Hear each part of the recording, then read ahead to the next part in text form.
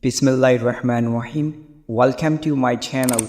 Friends, today you are gonna learn some advanced vocabulary. So let's get started. Our first word is implicate. Friends, implicate means to involve someone in something. किसी को किसी चीज़ में मुलव्विस करना. Let's see its example. He is being implicated in murder case. उसको कत्ल के case में मुलव्विस किया जा रहा है या उसको कत्ल के केस में फंसाया जा रहा है. Our next word is scarcity. Scarcity means shortage. Hindi या उर्दू में इसका मतलब होता है कमी. इसकी एग्जाम्पल इस तरह से रहेगी. Water scarcity can destroy the crops.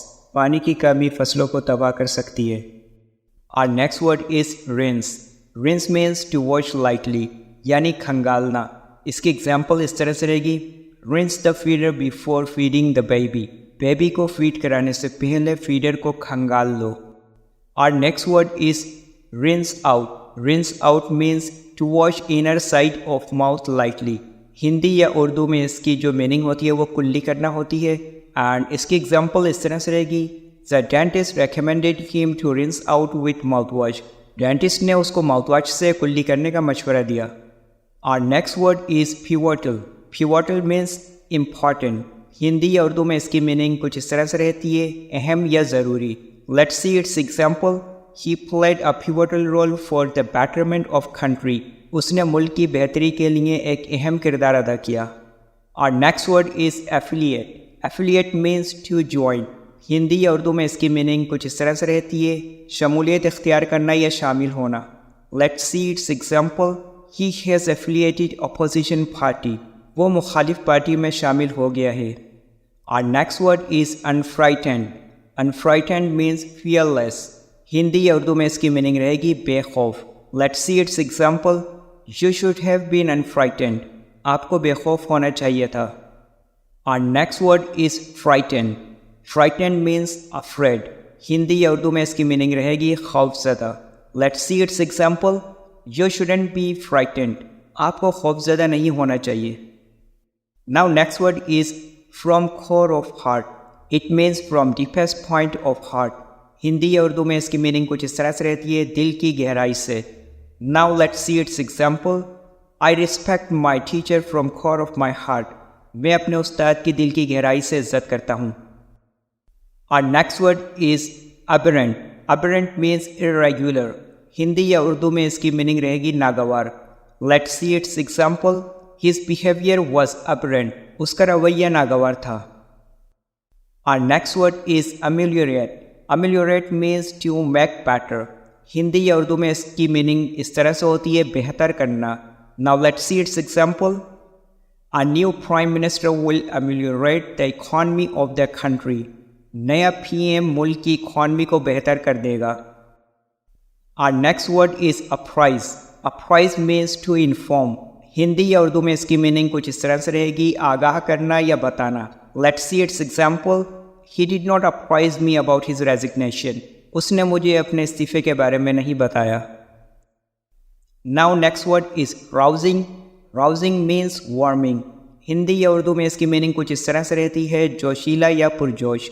इसकी एग्जाम्पल इस तरह से रहेगी. They gave us a rousing welcome. उन्होंने हमारा जोशीला इस्तकबाल किया. Our next word is conclusive. Conclusive means ultimate. Hindi या उर्दू में इसकी मीनिंग इस तरह से रहती है फैसला कुन या हतमी. Now let's see its example. That was a conclusive meeting. वो एक फैसला कुन मीटिंग थी. Our next word is massive. Massive means very much. Hindi या उर्दू में इसकी मीनिंग कुछ इस तरह से रहती है बहुत ज़्यादा. एंड इसकी एग्जाम्पल इस तरह से रहेगी. She got massive scores in her IELTS exam. उसने अपने आइल्स के इम्तिहान में बहुत ज़्यादा स्कोर हासिल किया. Our next word is vulnerable. Vulnerable means unsafe या very weak. हिंदी या उर्दू में इसकी मीनिंग कुछ इस तरह से रहती है खस्ता हाल. Let's see its example. His business is in a vulnerable condition. उसका कारोबार कमज़ोर हालत में है. Our next word is crucial. Crucial means important. Hindi या उर्दू में इसकी मीनिंग कुछ इस तरह से रहती है अहम या ज़रूरी. Now let's see its example. We need to take crucial steps. हमें अहम इकदाम उठाने की ज़रूरत है. Our next word is eavesdrop. Eavesdrops means to listen secretly someone's conversation. Hindi या उर्दू में इसकी मीनिंग कुछ इस तरह से रहती है, किसी की छुप के बात सुनना। इसकी एग्जाम्पल इस तरह से रहेगी, eavesdropping is a bad habit. छुप के बातें सुनना एक बुरी आदत है। Our next word is artless. Artless means simple. Hindi या उर्दू में इसकी मीनिंग कुछ इस तरह से रहती है, सीधा सादा या भोला बाला। Let's see its example. He is an artless boy. वो एक सीधा साधा लड़का है। Our next word is boorish. Boorish means ill-mannered. Hindi या उर्दू में इसकी मीनिंग कुछ इस तरह से रहती है, बदतमीज या बद इखलाक। इसकी एग्जाम्पल इस तरह से रहेगी, He is a boorish boy. वो एक बदतमीज लड़का है।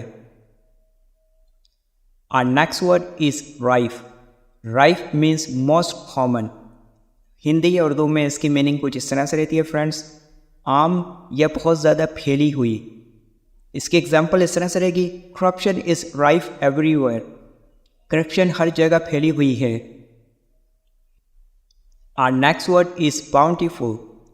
Bountiful means large quantity. Hindi या उर्दू में इसकी मीनिंग कुछ इस तरह से रहेगी, बहुत ज़्यादा।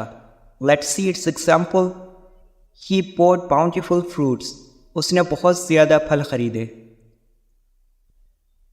Our next word is strangulate. Strangulate means to kill someone by pressing throat. Hindi या उर्दू में इसकी मीनिंग कुछ इस तरह से रहेगी, किसी का गला घोंटना। Let's see its example. She was strangulated. उसका गला घोंटा गया था। So that's all for today's class, friends. Soon I'll bring you some most advanced vocabulary. So see you next. Till then, take best care of yourself. Allah Hafiz.